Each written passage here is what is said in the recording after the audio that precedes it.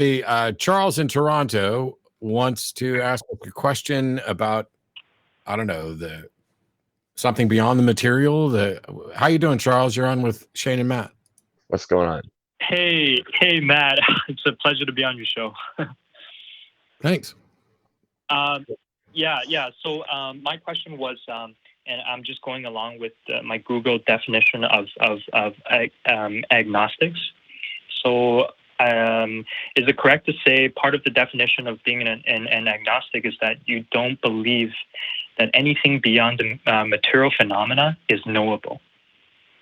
Well, not necessarily. So agnosticism isn't really a word that speaks to belief. It's a word that speaks to knowledge. So you could be an agnostic theist. You would be someone who, I have a friend who's an agnostic theist. He believes in a God, but he admits that he doesn't know. So he admits that he doesn't know. Okay. What would you say to that, Matt? Would you say, do you accept anything that is beyond, observable material phenomena? That they can possibly exist, and that it's, yeah. I don't know if it can possibly. So there. First of all, agnosticism is irrelevant to this. The only issue is: are you a philosophical naturalist, a philosophical materialist? Do you assert that the natural material world is in fact all that exists, or are you someone like me who is a methodological naturalist, which just acknowledges that the natural world is all that we can verify to exist? I can't tell you what might possibly exist. Possibility needs to be demonstrated, as does probability, as does actuality. Yes. Do I believe in anything supernatural or spiritual? No, because nothing supernatural or spiritual has been demonstrated to even possibly exist and be supported by sufficient evidence to warrant belief. Right. But I guess what I'm trying to say is the evidence that you're looking at, they're using science. It's in the observable universe. So it's sort of like the physical universe that we're in. Is that correct? Is there some other universe? If there's some other universe beyond the observable physical universe, wouldn't you have to demonstrate that that universe exists before we can even address it? Yeah. So I guess what I'm trying to say is, let's say when God interacts with you, he could interact with you through the physical world without breaking the laws of physics, which a non-believer could attribute to simply chance or just random occurrence in our universe. Hang on. Again, without the right. Charles. Charles. Yeah. I'm confused because you're describing, hey, God could talk to you in this way. First of all, how do you know that? Right, because I have personally experienced it. Okay, but that's not how you know something. Yeah. That's not how you know something. You can't just say yes and go on. Yeah. Okay. So my response. Why is it when I say you can't just say yes and go on, your response is yeah, and then you go on? Well, my response to that is, I understand what you're saying. If let's say yesterday I tripped and fell, I have a scar to prove it. That's physical evidence right there. And I tell you the story. I experienced this. I tripped and I hit my knee or whatever. Here's a scar. Here's somebody else who saw the same thing happen to me from a third-person perspective. So there's physical evidence for that. Well, it supports it. It doesn't necessarily prove that that's how you got the scar, but it supports what you're saying. Sure. Can you do anything remotely close to that for God? Yeah. So cool. Let's do it. Let's do it right now. I want you to tell me the thing that is just like a scraped knee. Hang on. That is just like a scraped knee for God, that has physical evidence and independent confirmation from a third party, that is so that your evidence for God is just like your evidence for scraping your knee yesterday. Let's go. Yeah. Actually, when I say I don't mean I'm going to do it now. But what I mean by that is goodbye. I'm just no. Yeah. I'm just accepting your point. But what I want to say is, Thomas, Charles, sorry, can you do it or not? You just said you could do it, and now you say you're not going to do it now. I can say this. I can't do it, but I know God can if He's willing. Okay, Then that's not really helpful for us. so If first you're you say saying you this is can do it. this is what I want to know.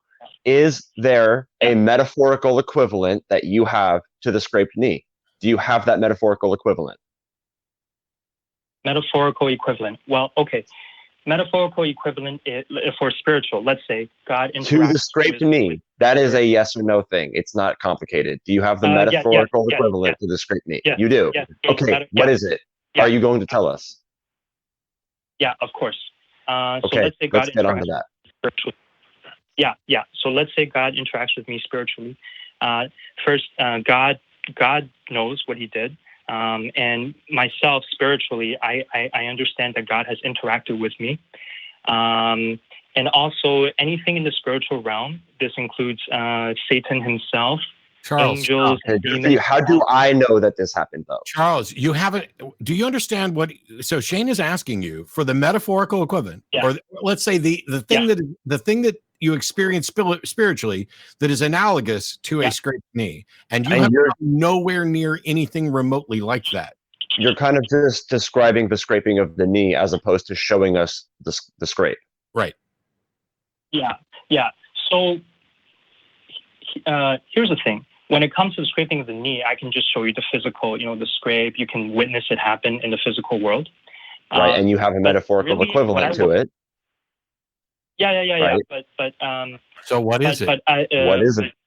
Okay. So what I'm saying is you can't use your eyes to see because but by nature it's spiritual, it's not physical. So you can't use your flesh eyes to see. This is your problem. Let me ask you, do you consider yourself to be an honest person? I do. Okay. For the most part. If I came to you and said, hey, my belief in fairies is just as evidence as just as reasonably sourced as my belief that, I scraped my knee yesterday. And then you asked me to provide evidence of the experience of fairy interactions. And I started by saying that I could do it. And then I retracted that and said I couldn't do it. And then when asked to give a metaphor for it, I talked about what the experience would be like for me and what the experience would be like for fairies. And then after some more conversation, I finally got to the point where I said, well, I can't show you anything you can actually see. Would you consider me to be honest? Well, That's a simple question. I think you're misunderstanding what I'm saying, because what I'm saying is, yes, Matt, I No, now you're muted. Okay. Shane, am I misunderstanding what he's saying? No, I don't think so. And I think I'm just going to try to make an effort to steelman it. And I think what he's saying is that he's describing an event that's taking place in the supernatural. Science only verifies that science is the study of the natural world, right? So if something supernatural exists, science isn't going to be something that we can observe. Anything supernatural we can't observe. But he's trying to argue that he has some metaphorical equivalent to that scraped knee that we can observe, but it's not observable. So we need to establish, is it observable or is it not observable? Because I'm sorry, but a testimony isn't going to convince me. Hang on. It's going to convince me that you believe it. Hang on. Charles, I had you on mute the whole time. And when I take you off mute, you're talking. Were you sitting there talking the entire time?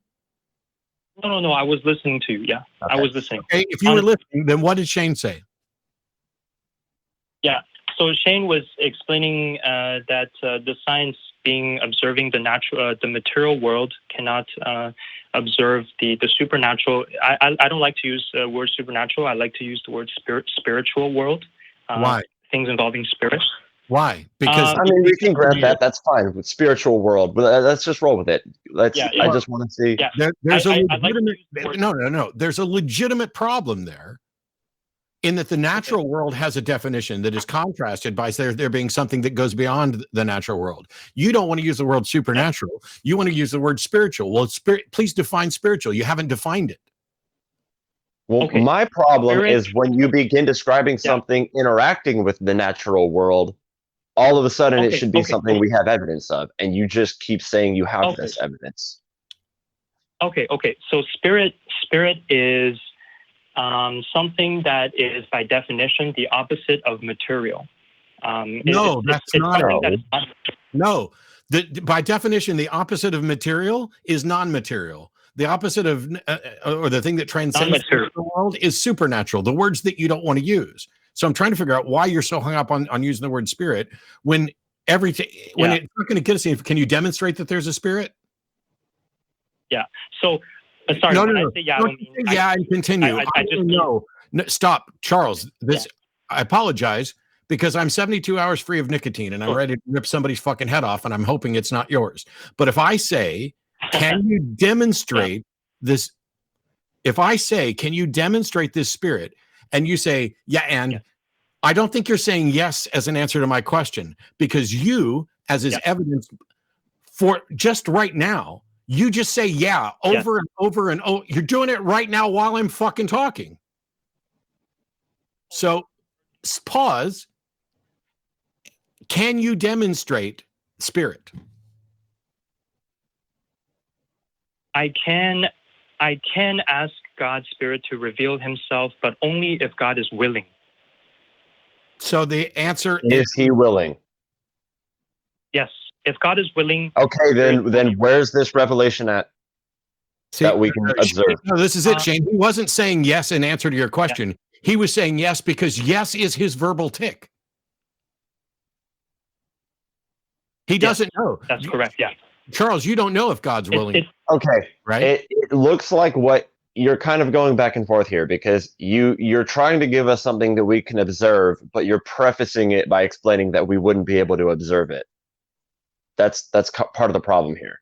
You can only demonstrate it if God wants you to. Yes. So how do we find out if God wants you to? Okay, but you're saying he doesn't want you to, so everything you're saying is useless. No, I'm not saying he doesn't want me to. Okay. What I'm saying is when it seems like he doesn't want you to. How do we find out? So how do we find out if God wants you to demonstrate this? How do you find out if God wants you to demonstrate? Or wants me to demonstrate this? Well, God can speak to me personally, or God can speak to me personally. Has he? I believe me being on this call. I believe God has called to. God has called me to be on this call. Great. Because if I was in the studio, this would be the first time that I hung up on someone. No, because stop. This makes this really fucking easy. You are convinced that God wants you to be on this call. Now, does that mean that God wants you to fail to demonstrate something on his behalf or to succeed? God wants me to succeed in explaining his word. Then make the demonstration, Charles. All the pressure's on you. God has put all the pressure on your shoulders to make the demonstration. Yes.